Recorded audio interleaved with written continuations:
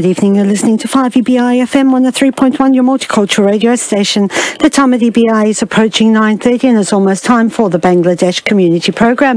To all the Bangladesh community, Shuvo Shonda. I hope you sit back and enjoy this evening's program here on 5EBI FM.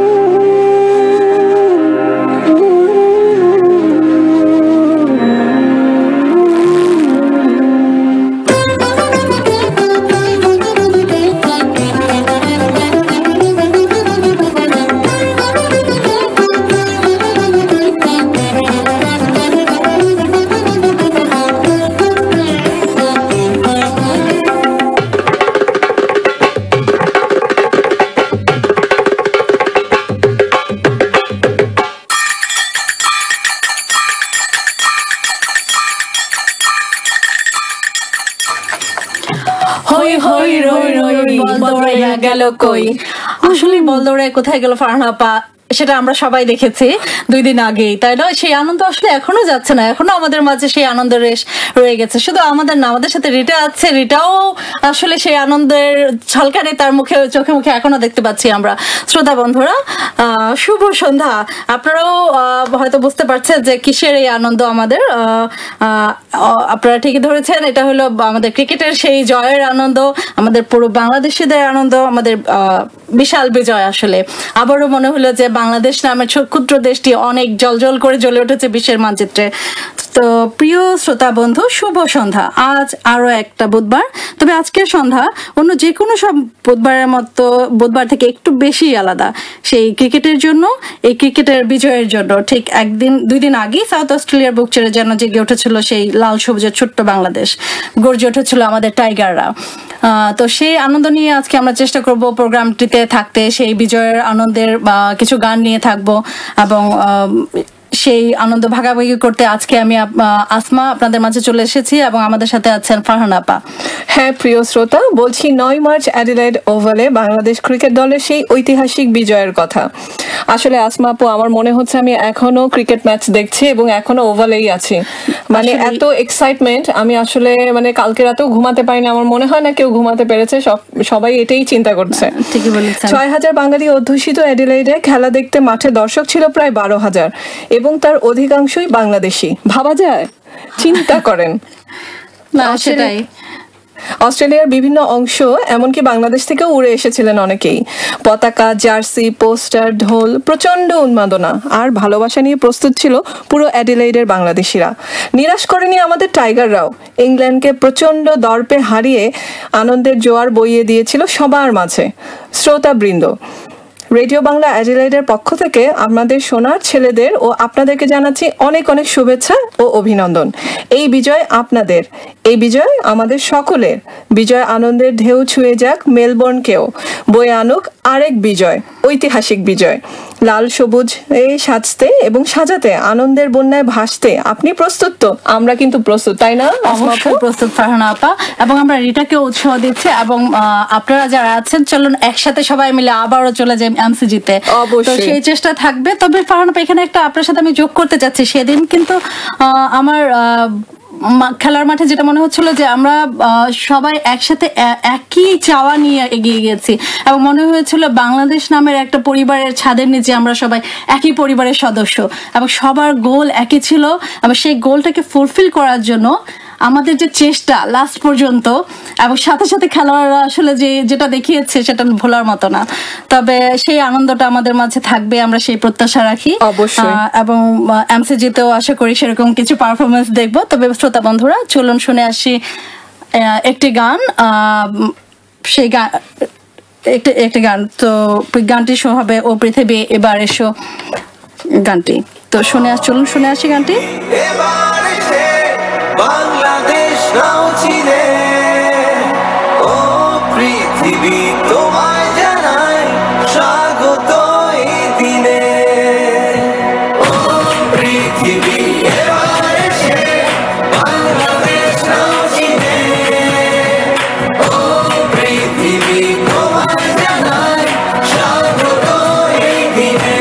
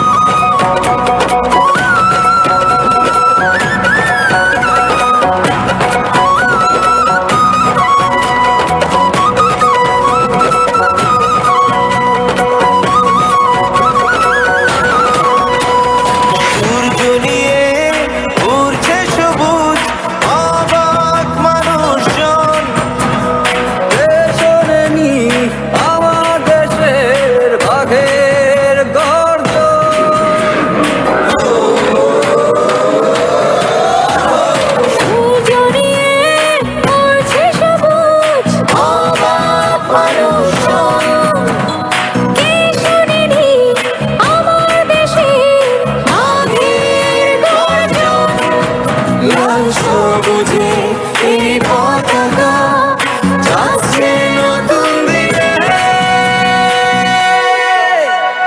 ও পৃথিবী এবার এসে বাংলাদেশ নাম চিনে। ও পৃথিবী তোমায় জানাই স্বাগত এই দিনে।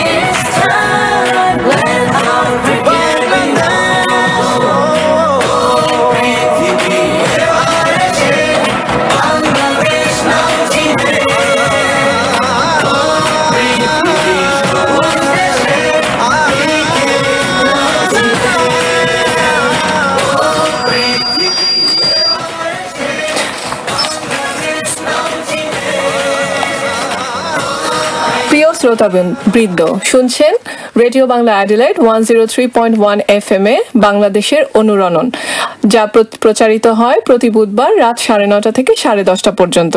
আসলে আমার গানটার সাথে বলতে ইচ্ছা করছে, ও পৃথিবী এবার এসে সত্যি চিনে নাও বাংলাদেশকে। আমি টাইগারদের উদ্দেশ্যে বলবো, কারণ প্রত্যেকবারই প্রতি মুহূর্তেই আমার মনে হচ্ছে যে তাদেরকে অভিনন্দন জানাই, আরো এনকারেজ করি যেন তারা কোয়ার্টার ফাইনাল থেকে সেমিফাইনালে চলে যায়। তো আপনার সাথে আমিও বলতে চাই, আসলে পৃথিবীর সময় হয়েছে যে আমাদের দেশটিকে চিনে নেওয়ার। তো টাইগারদের জন্য এই অভিনন্দন রইল আমাদের সবার পক্ষ থেকে। ফিরছি মূল অনুষ্ঠানে অন্য একটি প্রসঙ্গে। তবে অনুষ্ঠানের শুরুতেই বলে রাখি, আমরা আছি আজ বিজয়ের আনন্দে। আজ থাকছি পুরো সেই আমেজেই, এবং আপনাদের শোনাবো বিজয়ের অনেকগুলো গান, বাংলাদেশের গান।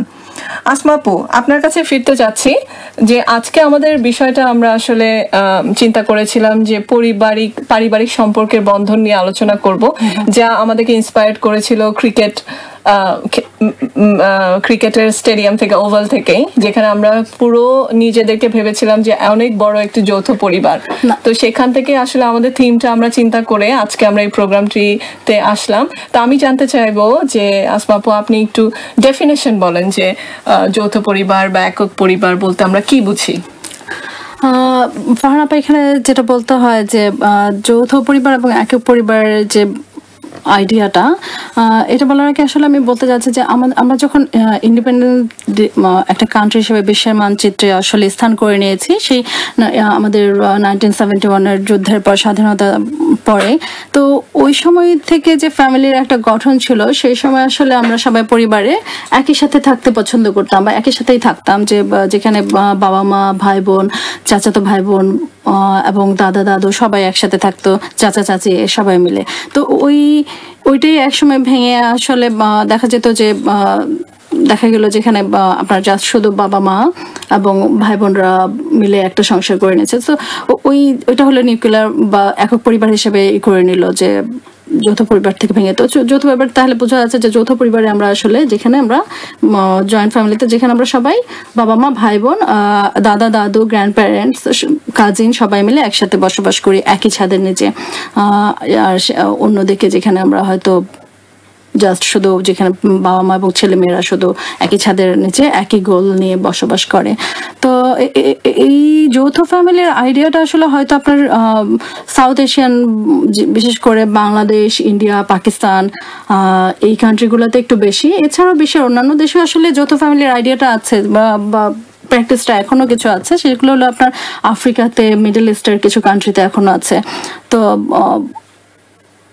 যেটা হচ্ছে এখন আপনার এই জয়েন্ট ফ্যামিলিটা, হয়তো আপনি বললেন যে ক্রিকেটের ইসে থেকে এসছে, সত্যি যেটা যে আনন্দ শেয়ার করে নেওয়ার জন্য যৌথ ফ্যামিলির মতো কিছু আসলে হয় না। সত্যি তাই। হ্যাঁ, আমরা আসলে এটা প্রোগ্রামটা করছি এই জন্য না যে শ্রোতা বন্ধুরা আপনাদেরকে পাজল করে দেয়া যে আমরা যারা একক পরিবার শুরু করে দিয়েছি এটা খারাপ কিছু, তা না, মানে জাস্ট শুধু আনন্দটা শেয়ার ব্যাপারটা উঠে এসেছে কথাটা, এবং কোনটা ভালো কোনটা খারাপ সেটা পরিবেশ পরিস্থিতি এবং ব্যক্তি বেঁধেই আসলে আসবে। অবশ্যই। তো সেটাই আসলে ফারহানা আপা। তবে এই জিনিসটা হয়তো ধরেন মনে করেন যে বর্তমানে আমরা আসলে মাঝখানে কিছুটা সময় হয়তো আমাদের মাঝে একক পরিবার এটা প্রয়োজনীয়তাটা বেশি ছিল, তো এখনো পপুলারিটি রয়ে গেছে দুইটা পরিবারই আসলে।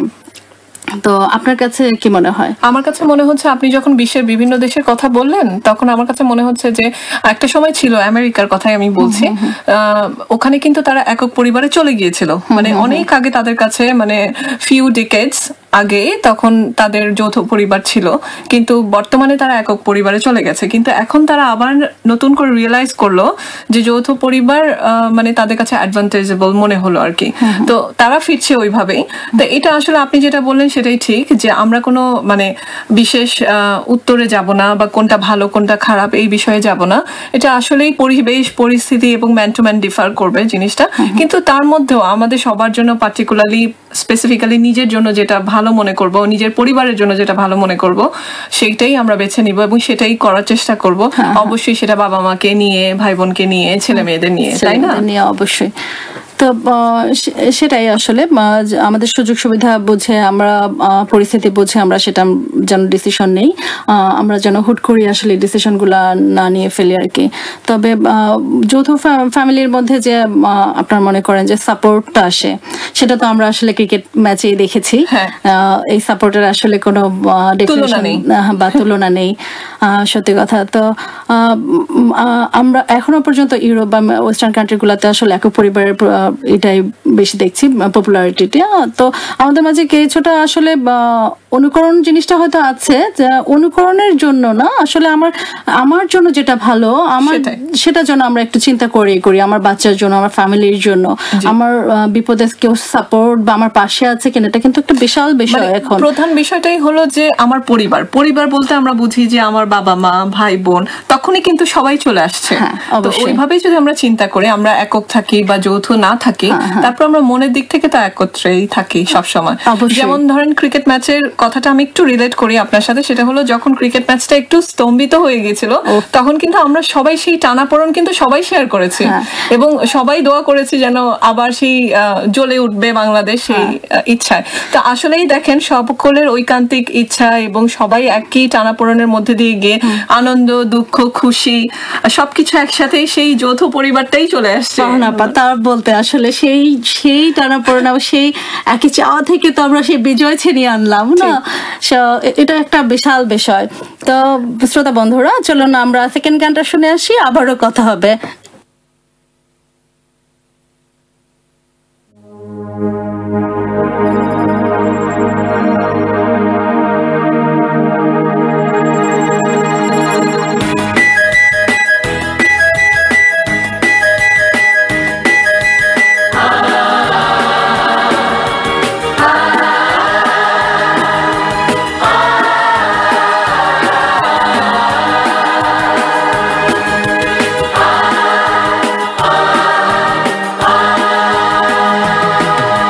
বিজয় নিশান উড়ছে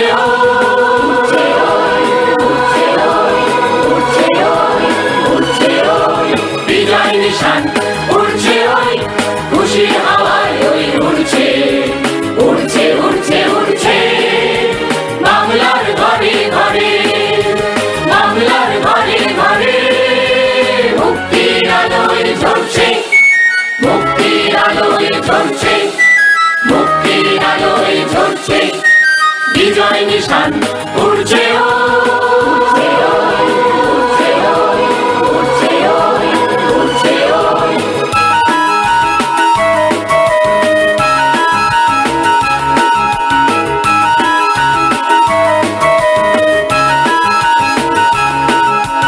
আজ জীবনে আমাদের জয় উল্লাসে জমছে শিশির দুর্বাঘাসে জয় উল্লাসে আসেনি আমাদের মহান নেতা হাসির মাঝে আর জাগে ব্যথা 7 কোটি প্রাণ দিকে দিকে ওই দীপ্ত মশাল জেলে চলছে বাংলার ঘরে ঘরে মুক্তির আলোয় ঝরছে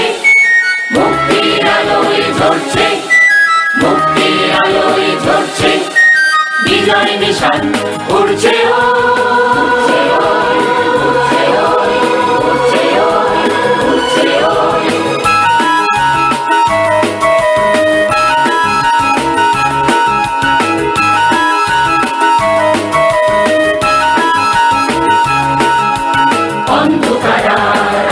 থেকে ছিনিয়ে আনবো বঙ্গবন্ধুকে উজ্জ্বল বন্যার কলকাশে শত্রুরা নিষ্ঠুর হয়েছে কোটি কোটি প্রাণ দিকে দিকে ওই বন্ধ করার দ্বার খুলছে বাংলার ঘরে ঘরে মুক্তির আলোয়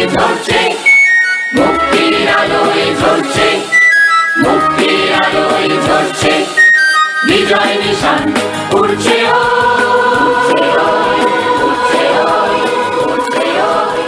সুধী শ্রোতা বন্ধু, আপনারা শুনছেন রেডিও বাংলা অ্যাডিলাইড 103.1 FM এ বাংলাদেশের অনুরণন। আপনারা শুনছেন লাইভ। এটা আপনারা শুনতে পারবেন প্রতি বুধবার 9:30 থেকে 10:30। তো আপনাদের সাথে কথা বলছিলাম আসলে একক পরিবার এবং যৌথ পরিবারের কিছু বিষয় নিয়ে। তো এখন আমরা চলুন একটু ব্যাকে পেছনে ফিরে দেখি আসলে আলটিমেটলি আমরা কখন থেকে রিয়েলাইজ করতে পারলাম বা বুঝতে পারলাম যে আসলে আমরা যৌথ পরিবার থেকে ভেঙে আস্তে আস্তে একক পরিবারের দিকে চলে গেছি। তো একটু সময়টা বোঝার চেষ্টা করব এবং একটু কারণটা দেখার চেষ্টা করবো যে আসলে কি কারণ আমাদেরকে আসলে এই ধরনের ডিসিশনগুলো নিতে হয়েছিল বা নিতে হচ্ছে এখনো পর্যন্ত। তো সেই ব্যাপারে আসলে আমরা একটু ফারহানাপার থেকে কিছু শুনে আসি। ফারহানাপা কিছু আমার কাছে মনে হয় আসমাপু সময়টা যদি আপনি বলেন, আমি মনে করি আমার নিজের লাইফ থেকে আমি বলছি বিষয়টা যে আমি কিন্তু দেখেছি আমার মাকে যৌথ ফ্যামিলিতে থাকতে, মানে আমার দাদা দাদি চাচা চাচি এবং তাদের ফুপুদের যতদিন বিয়ে হয়নি তারা আছে, বিয়ে হয়েছে চলে গেছে। তো আমি মনে করি যখন আমার বিয়ে হয়েছে তখনও আমি ছিলাম যৌথ ফ্যামিলিতে, বিভিন্ন আমার পরিবেশ পরিস্থিতি আমাকে অস্ট্রেলিয়া নিয়ে এসেছে। সো আমি কাজের প্রয়োজনে চলে এসেছি। তো আমার কাছে মনে হচ্ছে যে লাস্ট ডিকেডটা মানে আমার মায়ের যে জেনারেশনটা ছিল সেই জেনারেশনটা ফুললি মোটামুটি যৌথ ফ্যামিলিতেই ছিল। মানে তখন খুব হাতে গোনা হয়তো কেউ একক ফ্যামিলিতে চলে গেছে, মানে একদম এক্সট্রিম হয়তো তাদের পরিস্থিতি হয়েছিল।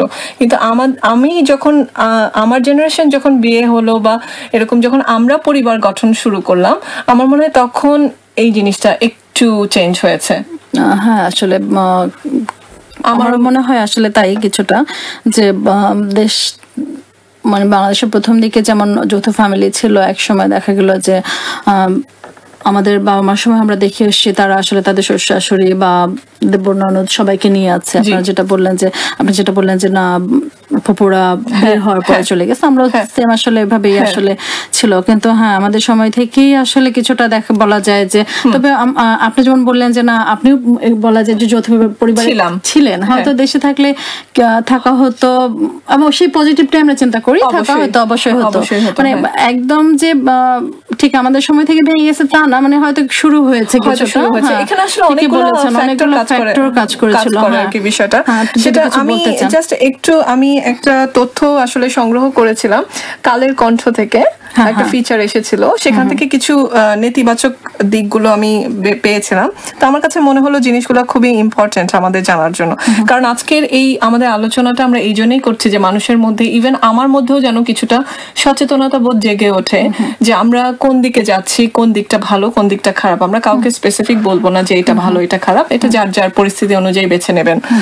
তো যৌথ পরিবারের নেতিবাচক দিকগুলো আমার কাছে মনে হয়েছে, প্রথমত একসঙ্গে থাকা পরিবারগুলোর কর্তাদের অর্থনৈতিক উপার্জন একই রকম হয় না ডেফিনেটলি, ফলে পরিবারের মধ্যে উঁচু নিচু ভেদাভেদ তৈরিই হয়। যেসব যৌথ পরিবারের আয়ের উৎস এক, এবং সেখানে দেখা যায় যে কতটুকু শ্রম দিচ্ছে তার উপর দৃষ্টিভঙ্গির ভেদাভেদ থাকে। যেখানে দেখা যায় প্রাধান্য বিস্তারকারী পরিবারের ছেলেমেয়েরা এক ধরনের অহংকার বা সুবিধা বঞ্চিত পরিবারের সন্তানরা এক ধরনের হীনমন্যতা নিয়ে বেড়ে উঠতে থাকে। কথাটা আসলে খুব সিনেম্যাটিক মনে হলেও কথাটা কিন্তু সত্যি, বাস্তব। এই ক্ষেত্রে আলাদা হওয়া মানে ভালো হয় দুইটা পরিবারের জন্য, ছেলেমেয়েরা সুস্থভাবে বেড়ে ওঠা আর কি।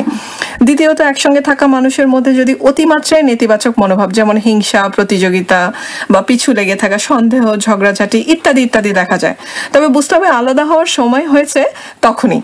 তৃতীয়ত, যৌথ পরিবারে অনেক সময় বড়দের দ্বারা, ধরেন বয়সে বড়, অর্থনৈতিকভাবে যারা একটু রিচ, প্রাধান্যের দিক থেকে যারা একটু বড় বা একটু প্রভাবশালী বলতে গেলে, ছোটরা বিভিন্ন ধরনের লাঞ্ছনা বঞ্চনা শিকার হয় সেই ক্ষেত্রে, মানে তাদের দ্বারা আর কি। মানে আমি কাউকে স্পেসিফিক বলছি না, এটা জাস্ট আমার কালের কণ্ঠে একটা ফিচার এসেছিল, সেই ক্ষেত্রে আমি এটা বললাম।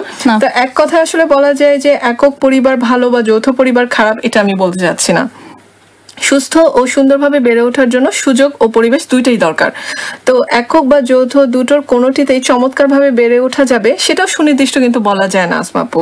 তো আমার সাজেশন হলো যে অবশ্যই ধরেন যেটা আমি আগে বললাম যে অনেকগুলো ফ্যাক্টর কাজ করে, যেমন আমাদের জেনারেশন থেকে আমরা কিন্তু মানে আমাদের মায়েরা কিন্তু কাজ করেছেন খুব লিমিটেড, মানে ধরেন কেউ স্কুলে পড়াতেন বা অফিস পর্যন্ত কিন্তু খুব কম, ওই গণ্ডিটা কিন্তু তাদের সীমিত ছিল। কিন্তু আমাদের ক্ষেত্রে দেখা যাচ্ছে যে আমরা বাইরে চলে এসেছি, আমরা একটা চ্যালেঞ্জ নিয়েছি, আমরা এগিয়ে আসছি। অবশ্যই ফিমেল নলেজটা অনেক বেশি এখন, অনেক ভালো আমি বলবো। মেয়েরা অনেক এগিয়ে গেছে বিভিন্ন সেক্টরে, সবকিছু সেক্টরেই মেয়েদেরকে দেখা যায়। আমাদের প্রধানমন্ত্রী উনি একজন মহিলা। তো সবকিছু মিলাই আমি চিন্তা করলাম যে আমাদের নলেজ বলেন, মিডিয়ার প্রভাব বলেন বা আমাদের পারিপার্শ্বিকতা বলেন, সবকিছু মিলে আমরা যেন সঠিক সিদ্ধান্ত নিতে পারি। শুধুমাত্র আমাদের নলেজের কারণে আমরা যদি যৌথ পরিবার ভেঙে দেই, মানে আমাদের বাবা মাকে ছেড়ে চলে আসি, সেটা একেবারেই ঠিক না আমি মনে করি। আবার একক ফ্যামিলিতে থেকে আমার বাচ্চাদেরকে সাফার করবো, সেটাও ঠিক না। আবার মনে করেন যে অনেক কষ্টের মধ্যে থেকে আমার যৌথ পরিবারে থাকতে হবে, যেখানে আমাদের ছেলে মেয়েদের কষ্ট হচ্ছে বা আমার নিজের মানসিক কষ্ট হচ্ছে, সেটাও আমি চাই না। তো এটা আসলে বারবারই এই কথাটা আসছে যে এটা আসলে প্রত্যেকের জন্যই এটা ঠিক ডিপেন্ড করবে। আমি অবশ্যই মাঝে আপনার সাথে কিছু অ্যাড করতে চাচ্ছি যে না, এটা ঠিক যে হ্যাঁ আপনি বলতে চাচ্ছেন যে আমরা উমেন্স মেয়েরা অনেক এডুকেটেড হয়ে শিক্ষিত হয়েছে এবং আমরা বাইরে যেতে চাচ্ছি।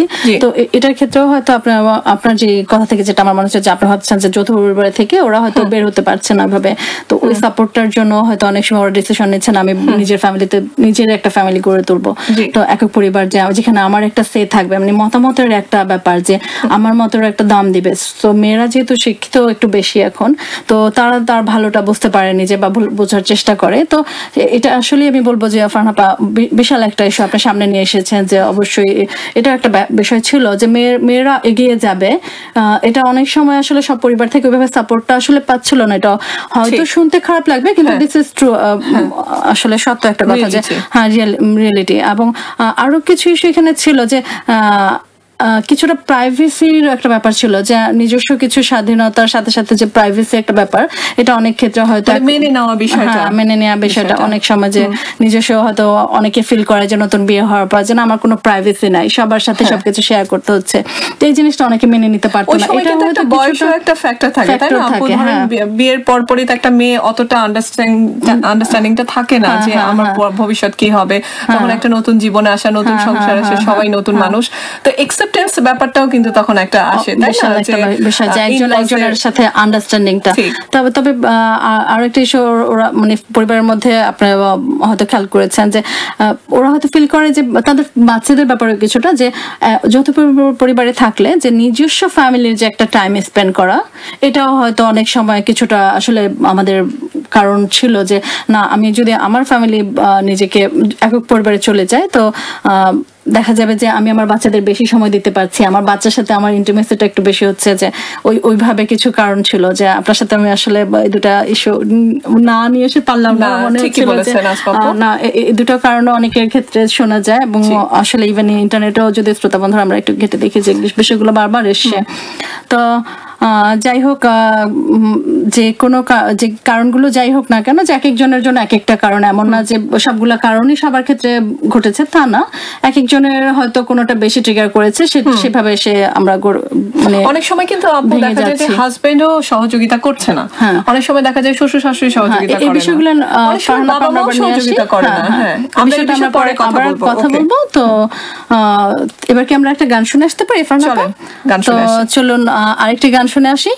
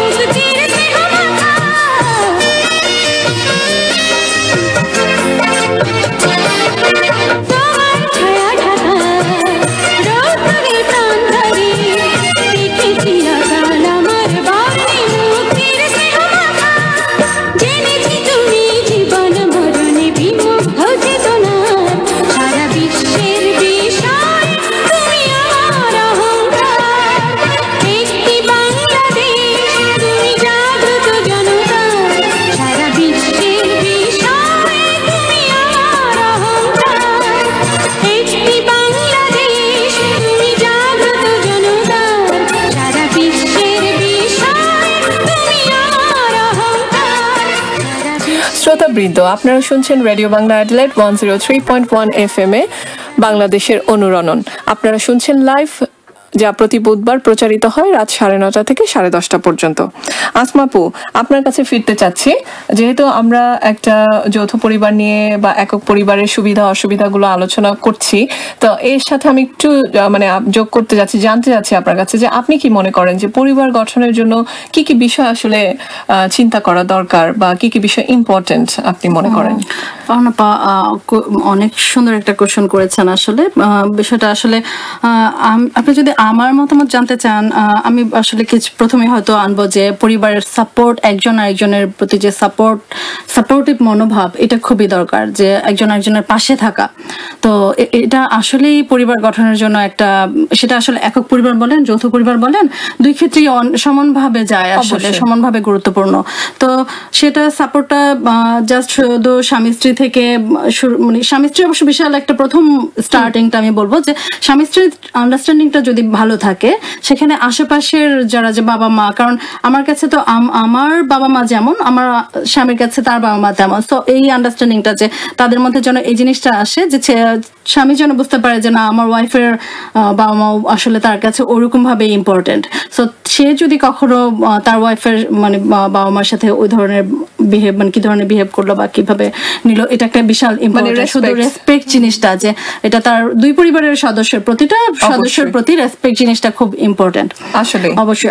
আর শুধু স্বামী স্ত্রীর সাথে সাথে অন্যান্য ফ্যামিলির সবার সাথে, যেমন ধরেন নতুন বিয়ে করে আসার পরে যে ওয়াইফের মানে বাড়ির বউটির সাথে যে শ্বশুর শাশুড়ির সম্পর্ক, তাদেরকে তা বোঝার ব্যাপারটা যে মানে নতুন বউকে কিছুদিন সময় দিতে হবে, প্লাস ধরেন মানে ওর ভাইস ভার্সা শাশুড়িদেরকেও আসলে কিছুটা সময় দিতে হবে বোঝার জন্য। তো এই জিনিসটাও একটা ইম্পর্টেন্ট, এবং ইতিবাচক মনোভাব আমাদের আসলে দরকার, সহনশীলতা দরকার, এবং ইতিবাচক মনোভাবটা আমাদের খুব দরকার যে না ও একটা নতুন পরিবার থেকে, ডিফারেন্ট একটা পরিবার থেকে এসছে, আমার পরিবারে এসে একটু সময় লাগবে তাকে অ্যাডজাস্ট করে নিতে।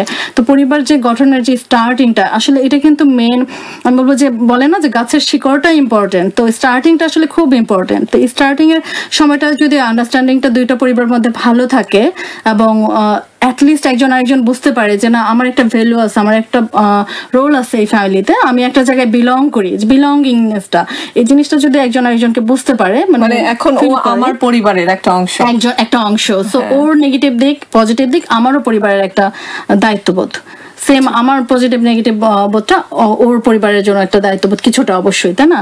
তো এটা একটা ইস্যু। আরো কিছু ইস্যু আসলে বলতে চাই, আরেকটা ইস্যু বলতে চাই যে এই যে বিলঙ্গিংনেস বা রেসপেক্টনেস এগুলা কেন বলা, যে এগুলা থেকে কিন্তু আমাদের যে ভবিষ্যৎ জেনারেশনটা, ভবিষ্যৎ ছেলেমেয়েরা মানে অনেক কিছু শিখছে। তো এই জিনিসগুলা যে রোল মডেলিং, যে রোল মডেলিং এর কিন্তু আসলে কোনো বিকল্প নাই আমার কাছে মনে হয়। যতই আমরা মুখে বলি যে বাবা আমাদের বাচ্চাদেরকে যে তুমি বড়দেরকে সম্মান করতে হয় এবং ছোটদের সাথে তুমি নরম করে কথা বলো এবং ভালো বিহেভ করো এবং সবার সাথে তুমি সুন্দর ব্যবহার করো, যে এই জিনিসগুলো আমার বাচ্চাটা দেখবে কোত্থেকে, শিখবে কোত্থেকে, এই পরিবার থেকে। এই পরিবারে যেন বড়দের মধ্যেও এই আন্ডারস্ট্যান্ডিংটা থাকে, একজন আরেকজনের সারাক্ষণ পিছনে না লেগে থেকে, বা একজন আরেকজনের নেগেটিভ দিকগুলো তুলে না নিয়ে এসে অ্যাটলিস্ট বাচ্চাদের সামনে যেন আমরা পজিটিভ দিকগুলো তুলে আনতে পারি। আপনার সাথে একটু যোগ করি এখানে, যেহেতু আপনি বললেন বিষয়টা ছেলে মেয়ের বিষয়টা, এটা কিন্তু আমরা একক পরিবার যৌথ পরিবার এই বিষয়টা কিন্তু এখানে আসবে না।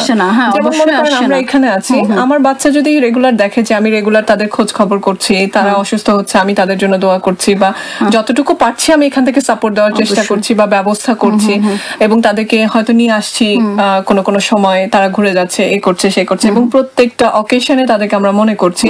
তো যখন আমরা দেশে যাচ্ছি তাদেরকে ফুল সাপোর্ট দিচ্ছি বা তাদেরকে সেবা যত্ন করছি, সেই জিনিস কিন্তু মানে দেখার শেখা, সেই জিনিস অনেক সময় অনেক কিছু কিন্তু আপু আপনি আমাকে গুলে খাওয়াই দিলেও আমার মনে থাকবে না, কিন্তু অনেক জিনিস দেখে শেখাটা, যেমন আমরা আমাদের মা বাবাকে দেখেছি যে তারা তাদের ফ্যামিলির জন্য করেছে, ভাই বোনদের বিয়ের জন্য তারা স্যাক্রিফাইস করেছে, বড় ভাই বোন যারা ছিলেন।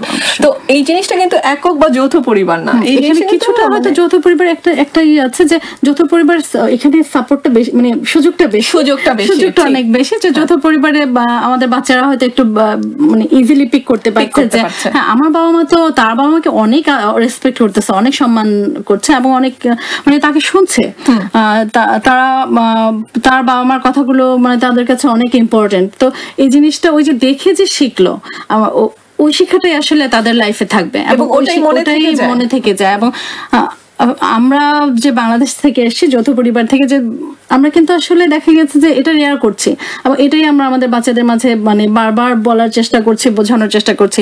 মাঝে মাঝে কি আপা যদি আমরা খেয়াল করি যে মনে হয় না যে একটু হার্ড হয়ে যাচ্ছে আসলে আমার একার পক্ষে আমার বাচ্চাগুলোকেই করা। অবশ্যই খুব ফিল করি আসলে ফারহানা, যে আমার মা যদি এখানে থাকতো কিংবা আমার শাশুড়িও যদি কখনো আসতো, হ্যাঁ তারা যখন ভিজিটিং ভিসায় আসে, মানে ওই সময়টা আসলে আমাদের জন্য আসলে একটা বড় একটা পাওয়া যে কারো বাবা মার সাথে থাকাটা।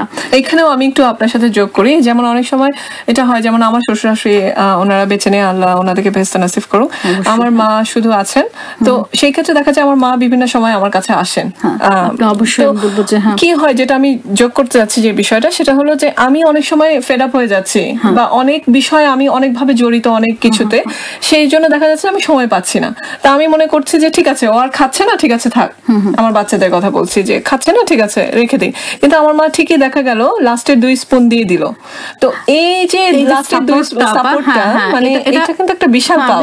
এবং আপনার কিন্তু মেন্টাল পিস বলেন, অবশ্যই বাচ্চাটার গ্রোথ তো অবশ্যই সেখানে কাজ করছে, যে আপনার একটা মেন্টাল পিস কিন্তু লাইফে, তাই না? যে মানসিক সাপোর্টটাও আমি পাচ্ছি, শুধু মানে ফিজিক্যাল জিনিসগুলো যে আমরা যেটা দেখতে পাচ্ছি বস্তুগত সাপোর্টটা শুধু না, আমরা মানসিকভাবে অনেক রিল্যাক্স থাকছি। এবং লাইফে যদি আমরা মানসিকভাবে রিল্যাক্স থাকতে পারি তাহলে আমাদের আসলে এগিয়ে যাওয়া খুব ইজি, এবং শরীর স্বাস্থ্য ভালো থাকে, সবকিছুই ভালো থাকে। হ্যাঁ, তো এই বিষয়গুলো আসলে অনেক সময় অনেক গুরুতর অনেক কঠিন বিষয় সিদ্ধান্ত নিতেও কিন্তু তারা আমাদেরকে সাহায্য করে, কারণ তাদের এক্সপেরিয়েন্সটা অবশ্যই আমাদের থেকে অনেক বেশি আর কি।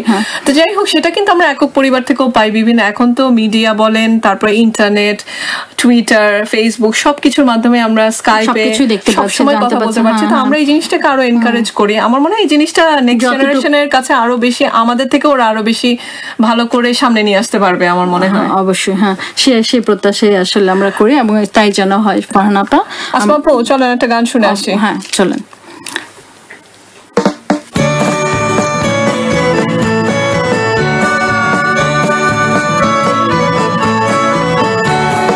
জয় বাংলা, বাংলার জয়, জয় বাংলা, বাংলার জয়। হবে হবে হবে হবে নিশ্চয়, কোটি প্রাণ একসাথে জেগেছে অন্ধরাতে, নতুন সূর্য ওঠারই তো সময়। জয় বাংলা, বাংলার জয়, জয় বাংলা, বাংলার জয়।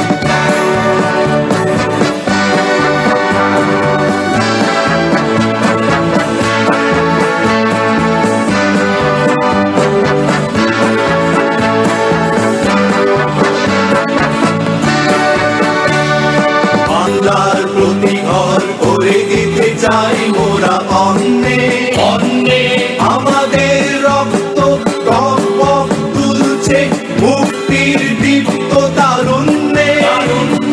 বাংলার প্রতি ঘর করে দিতে চাই মোরা অন্নে অন্নে, আমাদের রক্ত টক তুলছে মুক্তির দীপ্ত তারুণ্যে।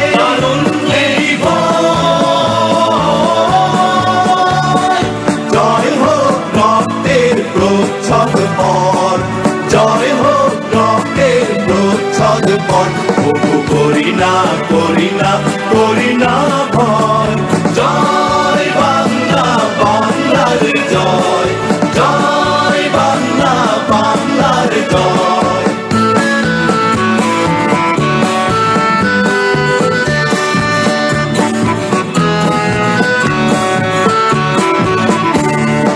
অশোকে ছাই যেন রাখালের বাঁশরি, হয়ে গেছে একেবারে স্তব্ধ। চারিদিকে শুনি আজ নিদারুণ হাহাকার, আর ওই কান্নার শব্দ। অশোকের ছাই যেন রাখালের বাঁশরি, হয়ে গেছে একেবারে স্তব্ধ। চারিদিকে শুনি আজ নিদারুণ হাহাকার, আর ওই কান্নার শব্দ। শাসনের নামে চলে শোষণের সুকঠিন যন্ত্র, বজ্রের হুঙ্কারে শৃঙ্খল ভাঙতে সংগ্রামী জনতা অতন্দ্র। শাসনের নামে চলে শোষণের সুকঠিন যন্ত্র, বজ্রের হুঙ্কারে শৃঙ্খল ভাঙতে সংগ্রামী জনতা অতন্দ্র।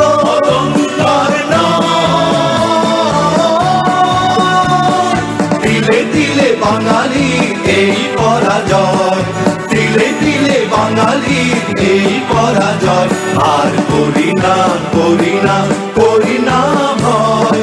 জয় বাংলা, বাংলার জয়, জয় বাংলা, বাংলার জয়।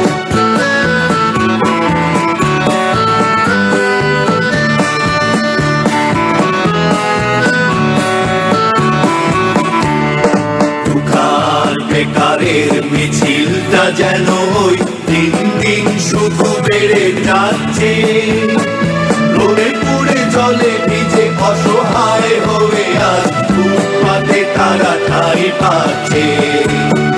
বেকার বেকারের মিছিলটা যেন ওই দিন দিন শুধু বেড়ে যাচ্ছে, রোদে পুড়ে জলে ভিজে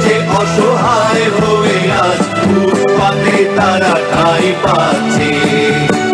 বারবার ঘুঘু এসে খেয়ে যেতে দেব না গো আর ধান।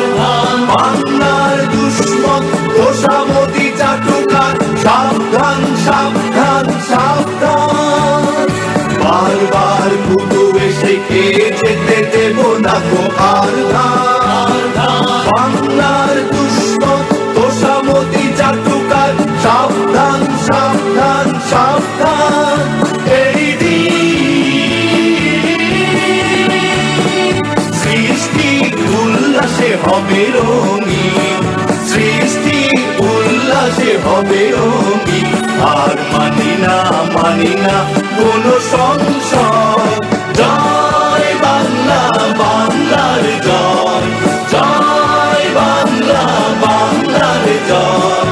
হবে হবে হবে হবে নিশ্চয়। কোটি প্রাণ একসাথে জেগেছে অন্ধরাতে, নতুন সূর্য ওঠার এই তো সময়। জয় বাংলা। কোটি প্রাণ জেগে ওঠার এই তো সময়। গানের সাথে সুর মিলিয়ে বলছি, আবার পূর্ব দিগন্তে নতুন সূর্য উঠেছে এবং আরো উঠবে, জ্বলে উঠবে বাংলাদেশ। আপু, ফিরছি আপনার কাছে। ক্রিকেটের কথা আসলে কোনোভাবেই ভুলতে পারছি না। বাংলাদেশের আসলে টাইগারদেরকে অনুপ্রাণিত করার জন্যই এবং নিজেদের আনন্দের জন্যই বলছি যে তারা আবার জ্বলে উঠবে ইনশাল্লাহ। তো আমি আর ওই কথায় যাচ্ছি না এখন এই মুহূর্তে। আমি জানতে চাচ্ছিলাম যে আসমা আপু, বর্তমান পরিস্থিতি আপনি কি মনে করছেন যৌথ পরিবার বা একক পরিবার এই সম্পর্কে? হ্যাঁ, বিষয়টা আসলে ভাবার মতো কিছুটা, যে কিছুটা সারপ্রাইজিং অনেকটা, যে এখন কিন্তু বর্তমান পরিস্থিতিতে যদি আমি কিছু রিসেন্টলি আসলে দেশ থেকে ঘুরে এসেছি, যে অনেকের মাঝেই যৌথ পরিবারে ব্যাক করার একটা টেন্ডেন্সি চলে এসছে। হয়তো মানে এটা আমি বলবো না যে খুব পপুলার, জনপ্রিয়তা পেয়ে গেছে, বাট কিছুটা আভাস পাওয়া যাচ্ছে যে কিছু কিছু কারণও চলে আসছে এর মাঝে, যে বাচ্চাদেরকে যে তারা যখন একক পরিবারে থাকছে, এখন আমরা জানি যে বাবা মা দুজনেই আসলে বাইরে জব করতে বেরোচ্ছে, কর্মজীবী বেশিরভাগই। তো সেক্ষেত্রে বাচ্চাদের কোথায় রাখবে তারা কিন্তু এই জিনিস, এবং এরকম অনেক ধরনের আসলে বেশ কিছু ব্যাড পরিস্থিতি বা খারাপ পরিস্থিতির শিকার হয়েছে, অনেক ইনসিডেন্ট আসলেই হয়েছে বাচ্চাদেরকে নিয়ে কাজের বদের কাছে, মেয়েদের কাছে রেখে যাওয়ার জন্য। তো ওইসব কারণে চিন্তা করে, কারণ এটা কিন্তু একটা বিশাল মেন্টাল পেস, যে সে জানে যে আমার বাচ্চাটা যদি তার দাদুর কাছে থাকে, আমার বাচ্চার দাদু অসুবিধা পড়লেও আমার বাচ্চার কোনো ক্ষতি হবে না। এই মেন্টাল পেসটা, এই চিন্তাটা অনেকের মাঝে আসলে চলে এসছে কিছুটা, এবং মিস করছে যে না, আমরা হয়তো ওই পরিবারের গঠনটাই আসলে ভালো ছিল, বা অনেকের কাছে এটা হয়তো রিয়েলাইজেশন আসছে।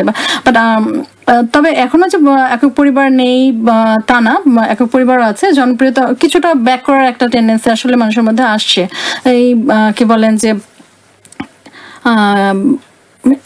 এইসব থেকেই আসলে দেখা যাচ্ছে যে ইভেন ধর মিডিয়াগুলোতে আপনার রিসেন্টলি দেখা যাচ্ছে না, কিছু নাটক বেরোচ্ছে যেমন 69, 51। তো এই নাটকগুলো আসলে কেন আসছে, যে তারাও কিন্তু ওই ফিলিংসটা থেকেই আসে, যে অনুভূতিটা না, আমরা আসলে ওই আনন্দটা, একসাথে থাকার আনন্দটা আমাদের কাছে অনেকটা বিশাল পাওয়া। আবার অনেক একক ফ্যামিলি থেকেও দেখা যায় যে তারা হয়তো সারা সপ্তাহ কাজ করছে, হয়তো উইকেন্ডটা তারা অবশ্যই তারা বাবা মার কাছে যাচ্ছে। এটা অবশ্যই একটা ব্যাপার, যে একক পরিবারে থেকেও যে তারা যৌথ পরিবারের সাথে এনজয় করছে না বা ফ্যামিলির অন্যদের ছেড়ে দিচ্ছে তা না, রিলেশনটা আছে এবং তারা যাচ্ছে এবং এটা মেনটেন করার চেষ্টা করছে, এবং তারা অনেক সময় কাছাকাছি থাকে, যে না প্রতিদিনই যেন মায়ের সাথে একটু দেখা হয়, মানে সবকিছু মেনটেন করে চলার একটা প্রবণতা চলে এসেছে। এবং আরেকটা জিনিস ফারহানা পাই, যে দেখা যাচ্ছে যেহেতু ওরা দুজনেই কর্মজীবী, দেখা যাচ্ছে অনেক সময় যে হাজবেন্ড অনেক সময় বাইরে বেশ সময় কাটাতে হচ্ছে, ওয়াইফ হয়তো অতটা সময় স্পেন্ড করছে না বাইরে, বা বাসায় এসে সে তার ছেলে মেয়েদের সময় দিচ্ছে।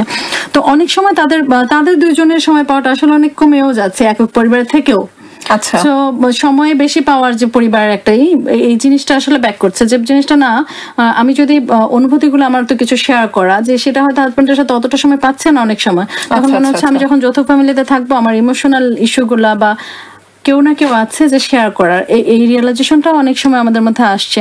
এবং আরো কিছু যেটা হচ্ছে যে আমরা একটা মেয়ে হয়তো চিন্তা করে যে আমার ভাইয়ের ওয়াইফ এসে আমার মাকে টেক কেয়ার করবে, আমার বাবাকে টেক কেয়ার করবে, কিন্তু আমি যখন হাজবেন্ডের বাসায় যাচ্ছি তখন কিন্তু আমি কি আসলে এভাবে চিন্তা করছি? না আসলেই তো তাই, এই জিনিসটা কি চিন্তা করছে যে আমি কিন্তু এখানে ওয়াইফ, সো আমি যদি আমার ভাইয়ের ওয়াইফের কথা চিন্তা করি, সো আমি কি করছি, মানে একজন আরেকজনকে বোঝার বিষয়টা। হ্যাঁ, কারণ অনেক ক্ষেত্রে দেখা যায়, অনেক ক্ষেত্রে কি সব ক্ষেত্রেই আমাদের বাবা মারা যেটা চাচ্ছে যে একটা বয়সের পরে তারা কিন্তু অনেক বেশি টাকা পয়সা চাচ্ছে, অনেক কিছু এনে দিতে হবে তাদেরকে, এই ধরনের মনোভাব না, এই ধরনের এসে চাচ্ছে না। ওরা চাচ্ছে একটা সাপোর্ট, ওরা চাচ্ছে তার ফ্যামিলির সাথে সময়। এই সময়টার জন্য আসলে দেখা যাচ্ছে যে হ্যাঁ এটা একটা, হ্যাঁ এটা একটু উঠে এসেছে আমাদের সমাজে। আমরা অনুষ্ঠানের আসলে একদমই শেষ প্রান্তে চলে এসেছি। আসলে বর্তমান পরিস্থিতি আমি মনে করি আপু আপনি যেটা বললেন যে খুবই পজিটিভ। আমরা আসলে একক পরিবার হোক আর যৌথ পরিবার হোক, আমরা পুরো ফ্যামিলিকে নিয়েই থাকতে পছন্দ করছি, এটাই হলো আমাদের মনের ইচ্ছা। পরিবারটাই আসলে আমাদের মেন কেন্দ্রবিন্দু হয়ে গেছে, সেটা যে পরিবারই হোক, পরিবেশ পরিস্থিতি এবং সময় বুঝে আসলে আমরা ডিসিশন নিচ্ছে। তো কোন দুটারই আসলে ফারহানা পজিটিভ নেগেটিভ ইতিবাচক নেতিবাচক দিকগুলো আছে।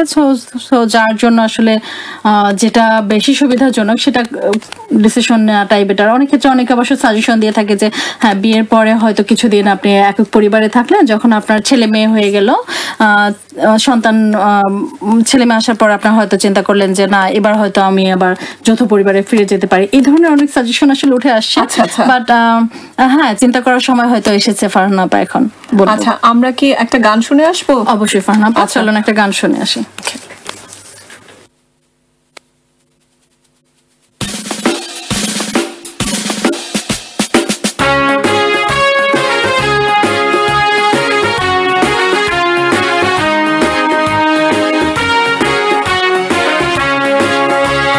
পূর্ব দিগন্তে সূর্য উঠেছে, রক্ত লাল রক্ত লাল রক্ত লাল, জোয়ার এসেছে জনসমুদ্রে, রক্ত লাল রক্ত লাল রক্ত লাল, রক্ত লাল রক্ত লাল রক্ত লাল, আগুন ছেড়ার হয়েছে কাল, হয়েছে কাল হয়েছে কাল হয়েছে কাল, আগুন ছেড়ার হয়েছে কাল, হয়েছে কাল হয়েছে কাল হয়েছে কাল, জোয়ার এসেছে জনসমুদ্রে, রক্ত লাল রক্ত লাল রক্ত লাল।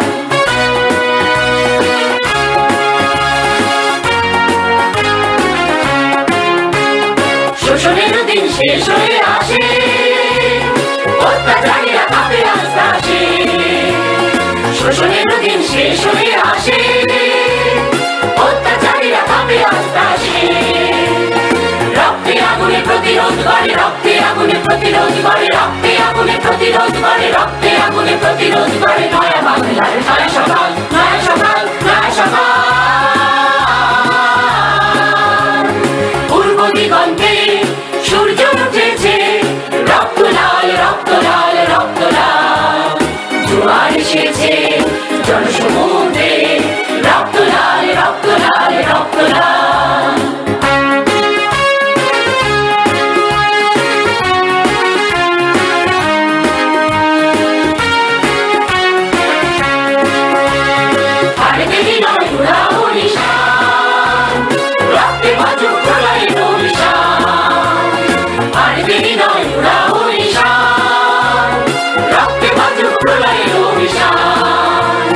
বিদ্যুৎ গতি হোক অভিযান, বিদ্যুৎ গতি হোক অভিযান, বিদ্যুৎ গতি হোক অভিযান, বিদ্যুৎ গতি হোক অভিযান, ছিঁড়ে ফেলো সব শত্রু জাল শত্রু জাল শত্রু জাল।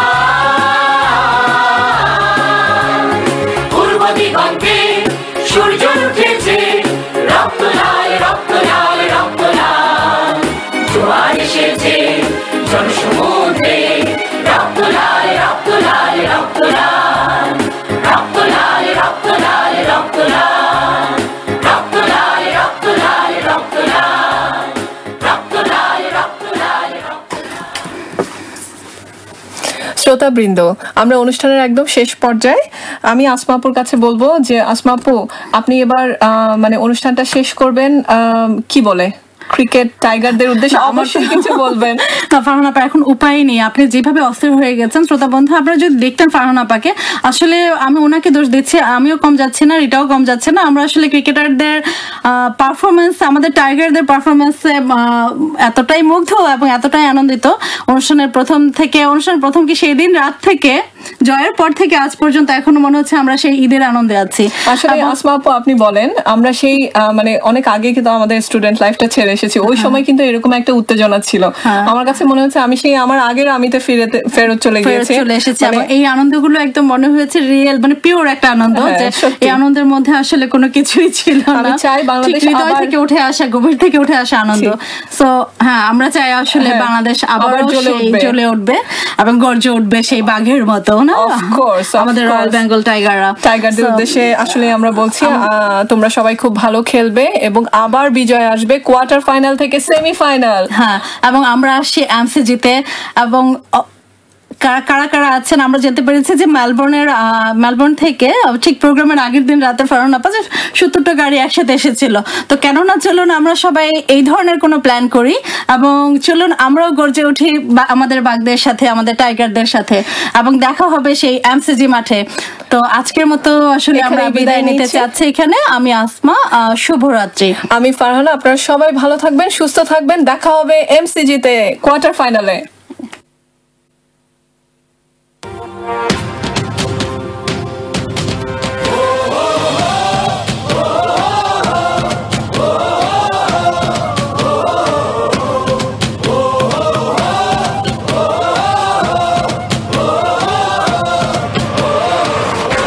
চলে ওঠো বাংলাদেশ, করছে ওঠো বাংলাদেশ, স্বপ্ন নিয়ে বিশ্ব জয়ের যাও তুমি এগিয়ে যাও। চলে ওঠো বাংলাদেশ, করছে ওঠো বাংলাদেশ, কোটি প্রাণের আশা পূরণ করে দাও। লাল সবুজে বিজয় নিশান হাতে হাতে ছড়িয়ে দাও। লাল সবুজে বিজয় নিশান হাতে হাতে ছড়িয়ে দাও।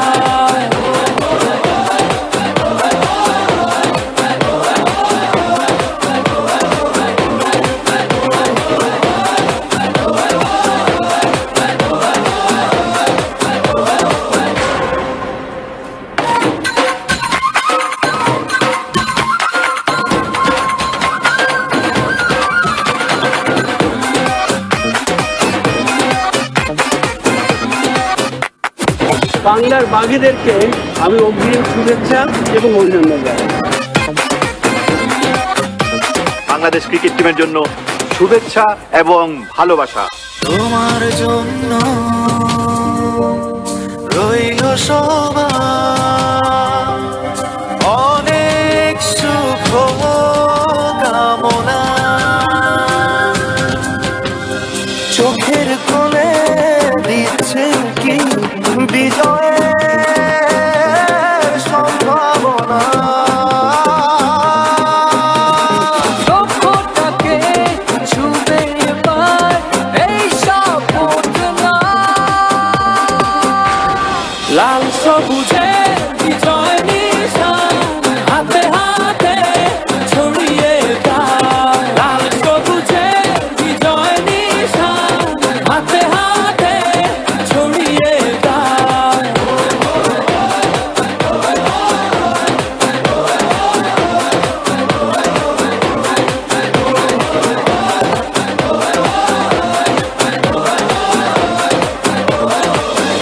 একদিন তোমরাই করবে বিশ্ব জয়, যাও এগিয়ে যাও। সূর্যের হাসি যাক ছড়িয়ে সবার মুখে মুখে। বধন হারা মনটা নাচু আকাশ আর সুখে। বিজয় এবার হবে তোমার, যাও আরো এগিয়ে যাও। লাল সবুজে বিজয় নিশান হাতে হাতে ছড়িয়ে দাও লাল সবুজে বিজয় নিশান হাতে হাতে ছড়িয়ে দাও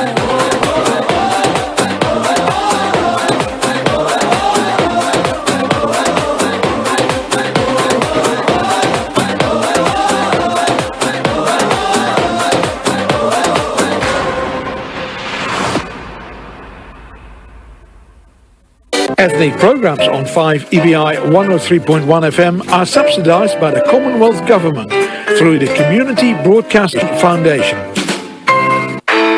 Start your Thursday mornings with me, Eric Ford, on Good Morning Folk from 6 o'clock. Good Morning Folk will take you back to live gigs from Adelaide's folk music institution, Traitors Gate.